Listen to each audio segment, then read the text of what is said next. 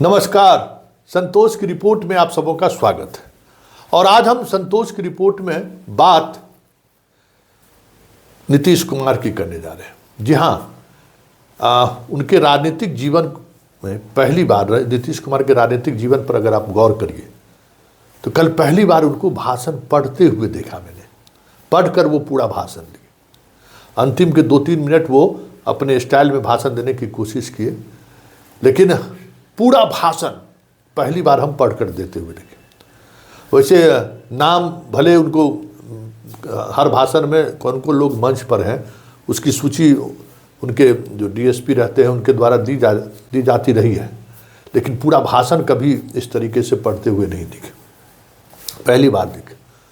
लेकिन भाषण जिसने भी लिखा है, एक सलाह उनको है कि देखिए, नीतीश कुमार के जो राजनीतिक स्ट्रक्चर है, जो उनकी ऊंचाई है, पूरे भाषण के दौरान जैसे लगा कि उस ऊंचाई को कमतर करने की कोशिश है। देखिए, मोदी भले ही देश के प्रधानमंत्री हो, लेकिन जब वो बिहार में रहते हैं तो ये बात भाषण लिखने वाले को समझना चाहिए कि जो नीतीश कुमार के वोटर हैं वो कदापि मोदी से तुलना के दौरान छोटे भाई की भूमिका में नीतीश दिखे, ये स्वीकार नहीं करता है। और यही वजह है कि जब नीतीश कुमार के गठबंधन तोड़ने की खबर कोई भी यूट्यूब चैनल या चैनल चलाता है तो सबसे ज़्यादा उसको देखने वाले लोग पसंद करते हैं, सबसे ज़्यादा लोग देखते हैं उसको। मतलब साफ है कि जो लोग भी अब भाषण, क्योंकि अब तो बात सामने आ गई कि अब भाषण पर ही सब कुछ होगा, तो जो लोग भाषण लिखने वाले हैं जरा उसको सहज और सरल तरीके से उन्हें भाषण लिखना चाहिए, क्योंकि कई बार नीतीश कुमार पढ़ते पढ़ते रुक गए हैं। प्रशंसकरण, ये भाषा है कोई भाई क्या है? अब पब्लिक जो सामने वाला है वो भी नहीं समझेगा क्या प्रशंसकरण का मतलब है।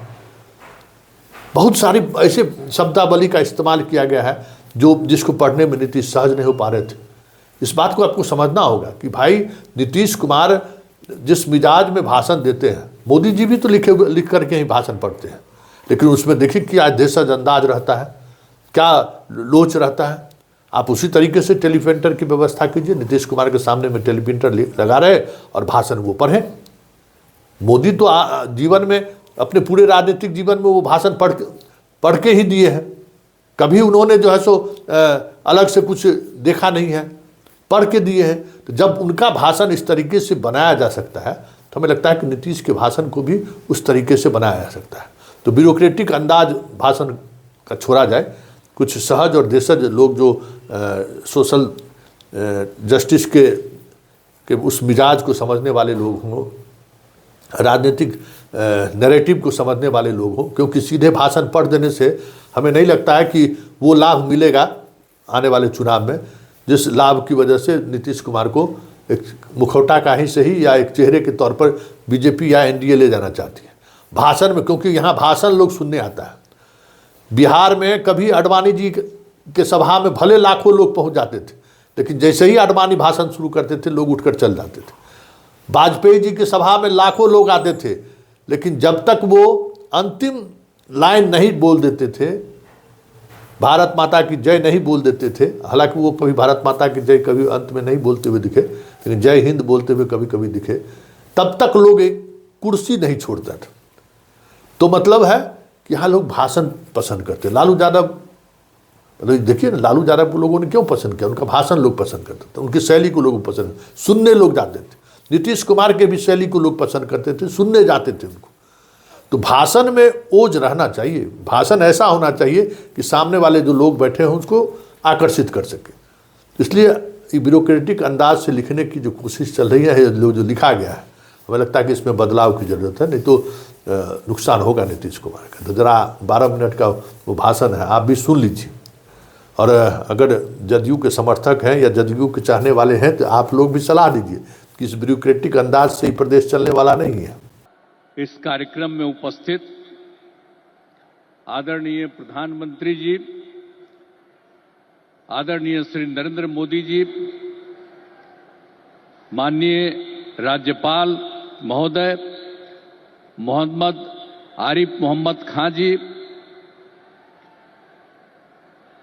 माननीय केंद्रीय कृषि मंत्री श्री शिवराज सिंह चौहान जी, यहाँ उपस्थित माननीय केंद्रीय मंत्रीगण, राज्य मंत्रीगण, बिहार के माननीय उप मुख्यमंत्री श्री सम्राट चौधरी जी, श्री विजय सिन्हा जी,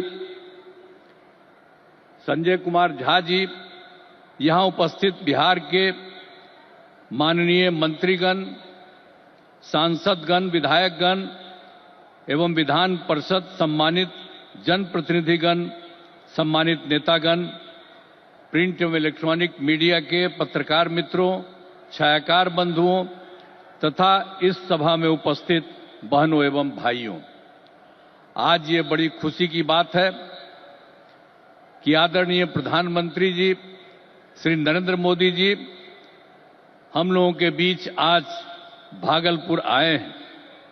सबसे पहले मैं आदरणीय प्रधानमंत्री श्री नरेंद्र मोदी जी का स्वागत करता हूं, अभिनंदन करता हूं।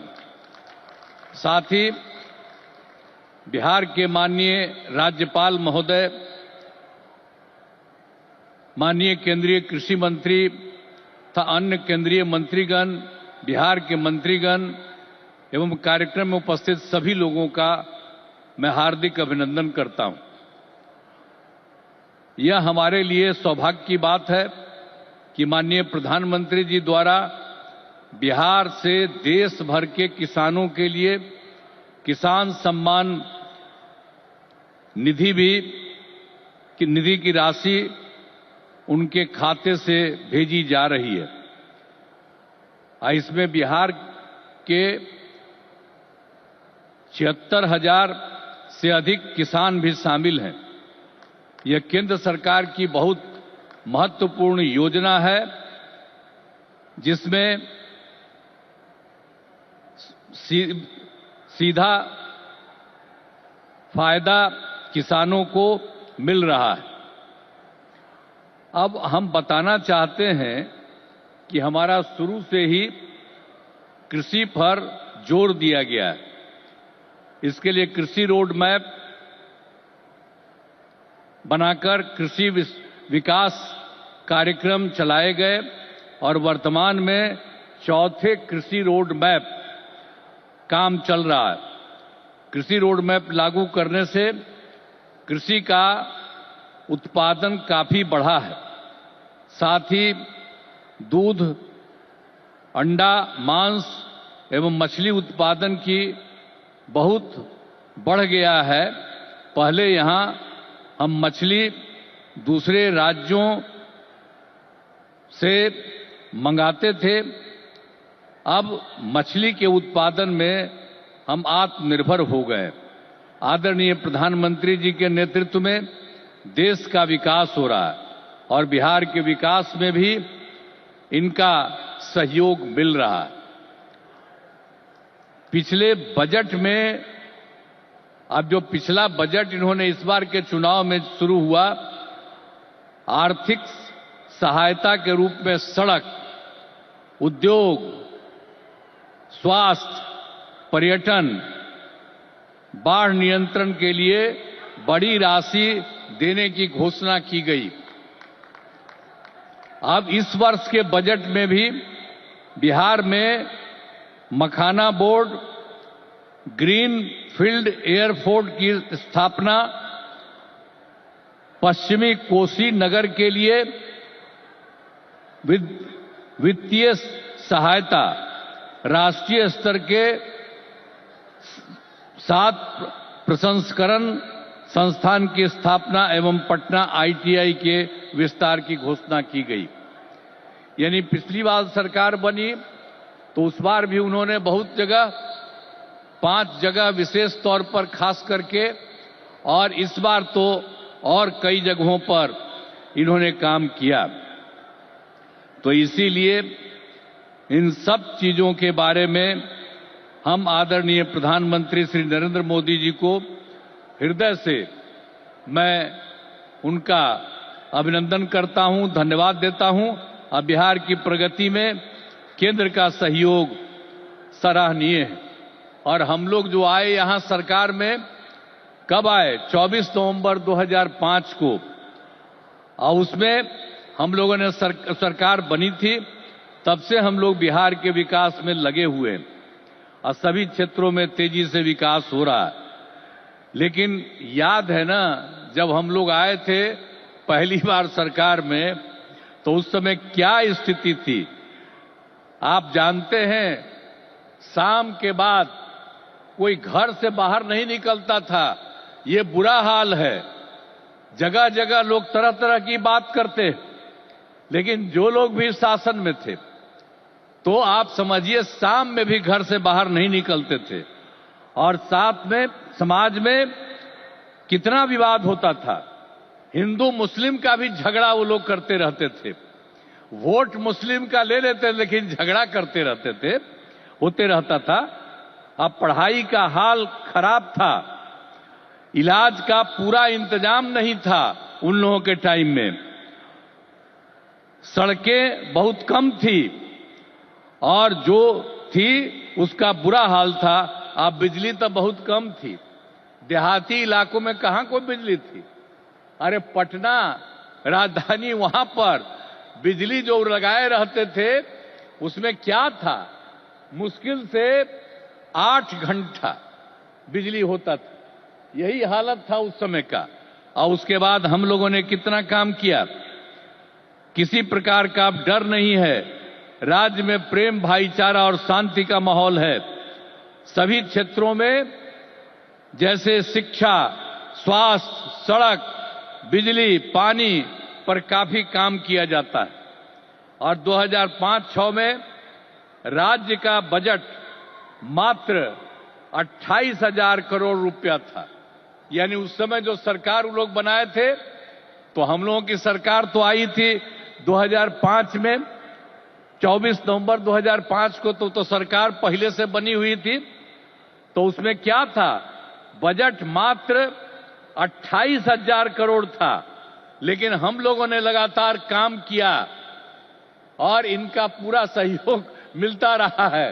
अब उसके चलते क्या हुआ है, अब 3 लाख करोड़ रुपए से अधिक हो गया है।